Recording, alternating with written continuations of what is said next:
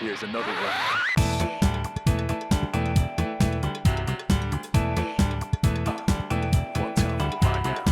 Hey guys, so I've been getting a lot of questions about the PlayStation Vita lately, and so I thought I'd do this beginner's guide to collecting for the PlayStation Vita.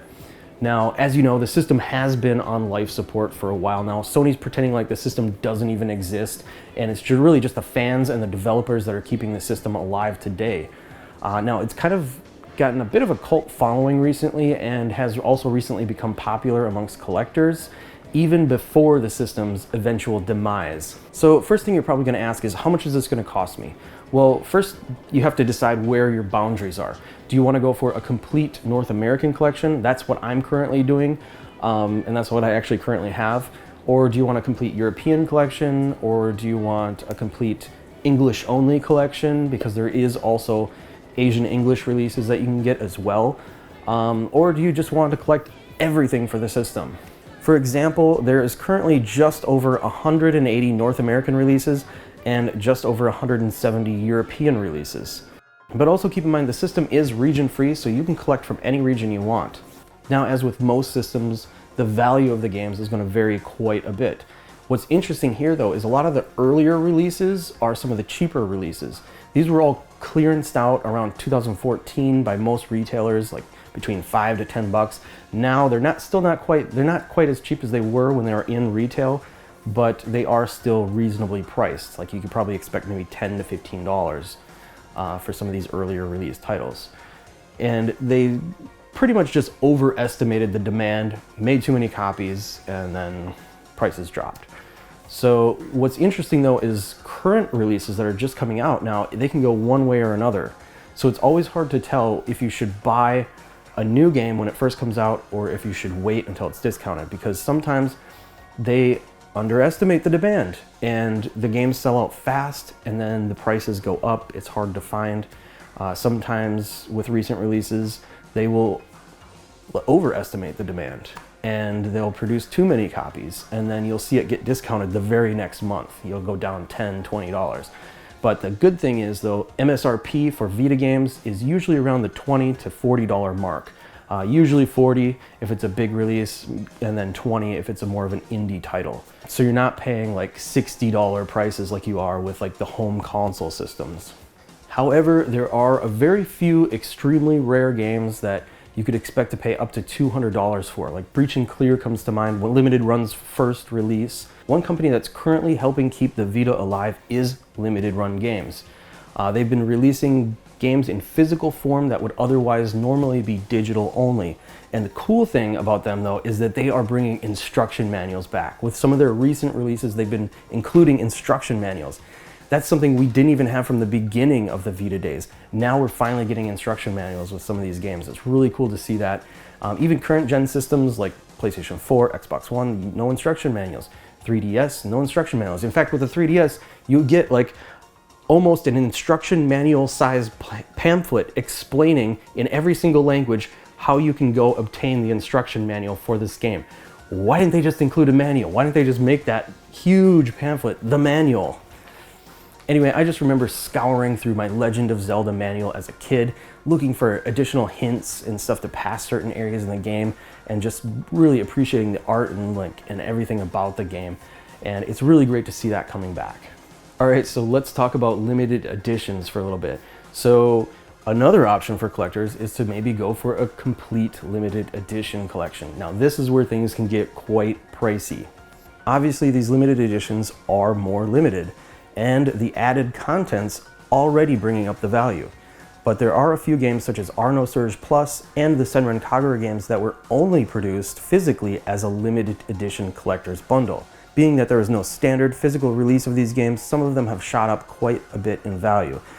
With the exception of being maybe Estival Versus, which I believe was overproduced, and just as of a couple days ago, you could buy it for like $20. I mean, that's a great deal. It's an excellent game, first of all, plus you're getting the art book, the soundtrack, art cards.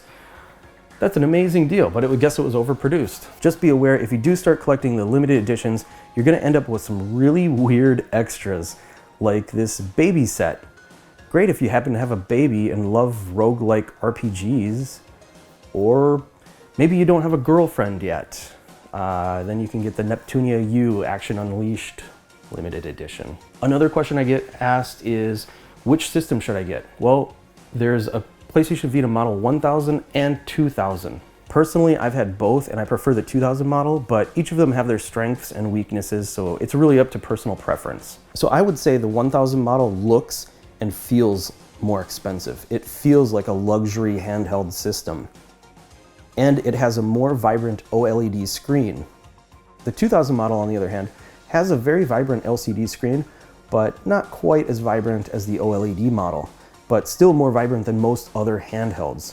The 2000 model also has a longer battery life and is much lighter. In long play sessions, I found the 1000 model would tire out my wrists and forearms, where I've never had the issue with the 2000 model. It just seems to be the right weight. On the other hand, maybe I should be playing the 1000 model, you know, get a little bit of a workout while I play my games. Probably one of my favorite features about the 2000 model though is that it uses a standard micro USB charge cable. The 1000 model uses a proprietary charge cable. I found it's just really convenient to be able to share the same charge cable that I use with my phone and the PlayStation Vita. Another nice feature with the 2000 is that it includes 1 GB of onboard memory. So you aren't required to buy a memory card right off the bat as you are with the 1000 model. Just be aware though, if you do end up getting a memory card later, once you put the memory card in, it kind of invalidates the 1 GB. So if you're expecting to put in like a 4 GB card and then end up with 5 GB, that's not the way it works. Once you put the card in, it switches over to that storage device away from the onboard 1 gig. You can always pull that memory card back out and then use the onboard 1 gig.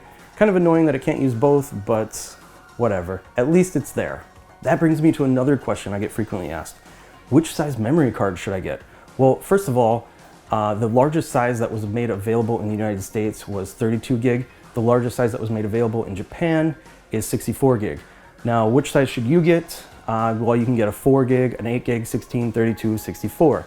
Well, I would say get the largest size that you can comfortably afford. Now keep in mind that these are proprietary memory cards. It's not like going out and buying an SD card. You have to use the Sony Vita memory cards, and the prices are quite steep. You get charged a premium for those. So for example, the 64 gig card may run you around $100.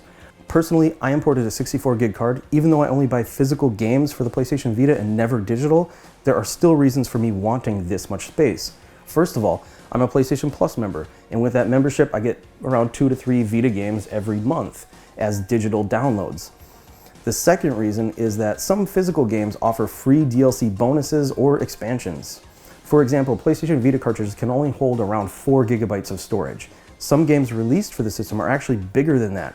So what they'll do is they'll cut some content out, such as Japanese dialogue or the multiplayer mode, and then they'll make that as an optional download. So if I want that optional content, I'm gonna need the space for it. Then there are other games such as Final Fantasy X and X2. Now, this game released in the US comes with X on a physical cartridge, but then X2 comes as a digital download. And so that can take up quite a bit of space as well. Now, optionally, you can locate the Asian English release of X2 and get that on physical, and then you can, you don't have to worry about the storage space required for that. Now, Borderlands 2 actually has the main game on physical cartridge, but then all of the DLC content is available as a download, free download. Well, it includes the codes for the download. So that's about 1.7 gigabytes, so that can take up quite a bit of space as well. Then of course with most games there are save files, and this just takes up a little bit of space on the memory card. There are a few games that will save to the cartridge, but it's pretty rare. Most games will save to your memory card.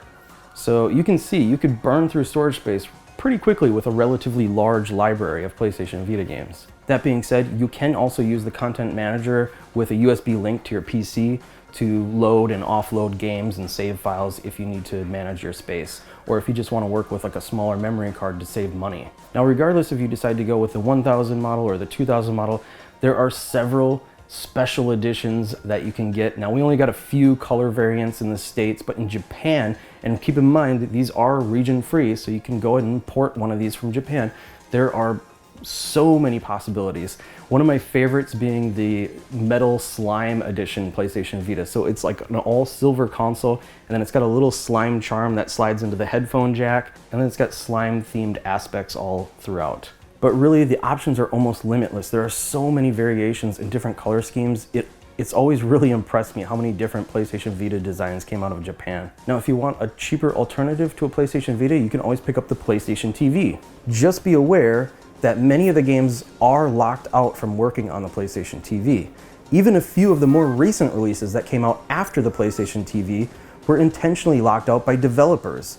This is because developers want you to buy the more expensive PlayStation 4 or PlayStation 3 counterparts of their games, being that Vita games are generally cheaper than home console releases. Overall, this is a really interesting system to collect for. This is one of those rare instances of a system becoming popular amongst collectors while it's still barely hanging on for dear life. We end up with publishers catering to a collector crowd with intentionally limited games and special editions. It's been such an interesting journey collecting for the system, and so many things have changed along the way, not just from a collector's standpoint, but from a player's aspect. The games that we got initially at launch are completely different than the games that are being released right now today. Overall, it's a fun system with some cool and unique games. I'd take it with me over my 3DS any day. Anyway, I hope this helps anyone that is just getting into or thinking about getting into collecting for the PlayStation Vita. All right, guys, thanks for watching. Till next time, I'll see you later.